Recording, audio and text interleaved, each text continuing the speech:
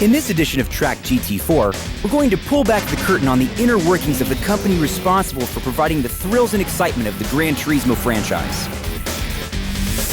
Polyphony Digital is world-renowned for their innovative games. What makes these guys so good? Part of it is assembling the best talent around. The company started with 4 employees and now has well over 70. Employee number 1 is Kazunori Yamauchi, a man whose love of cars began seemingly just after his birth. And while there were some early thoughts of becoming an astronaut, his career path remained on the ground while retaining the love of speed and motion. In 1997, he created Gran Turismo and it revolutionized video racing. Refinements and improvements came with Gran Turismo 2 in 1999 and then GT3 A-Spec in 2001. The president of Polyphony Digital is now recognized around the globe, not only as one of the most innovative minds in the video game industry, but also as an important influence in the automotive world as well, while his company is remarkable for both the games they make and the way they make them. Great efforts were made to develop an automotive feel for the workplace where the game gets made.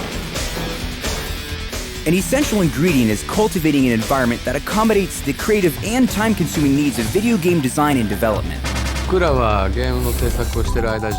Just to explain, each title takes roughly 2 years to develop. And the last 6 months within these 2 years is quite hectic. So many of our staff spend a lot of their time here at the studio. Therefore, I felt that the office or working space should be as comfortable, if not even more comfortable, than being at home. This comfortableness is the biggest concept of Polyphony Digital's development studios.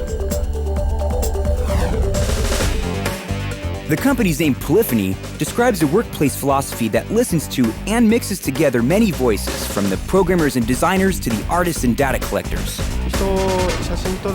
The team members often share conversations with Kazunori and other team members, not in official meetings, but just normal day-to-day conversations. They often share opinions on which locations they agree on and what cars and course designs they like. My staff and I made sure everyone was comfortable with how they were going to approach and tackle this before they actually started building each of the courses. Now, all the team members share the same mindset. They've come to the stage where all the course design members will be able to pick out which areas are not working and which areas are good.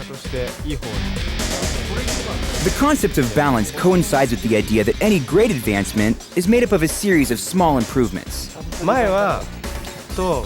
the past, in the process of collecting data, because these courses are in-game, they had the allowance of measurements being slightly out of scale. But this time around, they made sure every measurement was exact. And so, in terms of accuracy, the team has made many improvements in the courses. This has led to a sort of a snowball effect where the team has continued to work on small improvements of the graphics engine, which taken all together, at the end of the day, has built up into a big revolution.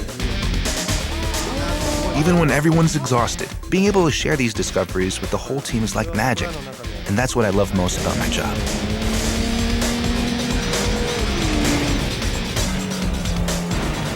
Job satisfaction seems to strike a major chord at Polyphony Digital. Just ask the president. Obviously, I've always dreamed of becoming a race car driver. However, when I look at the bigger picture, what I do now is great. The experience I get out of doing what I do and still working very closely with cars is a dream job.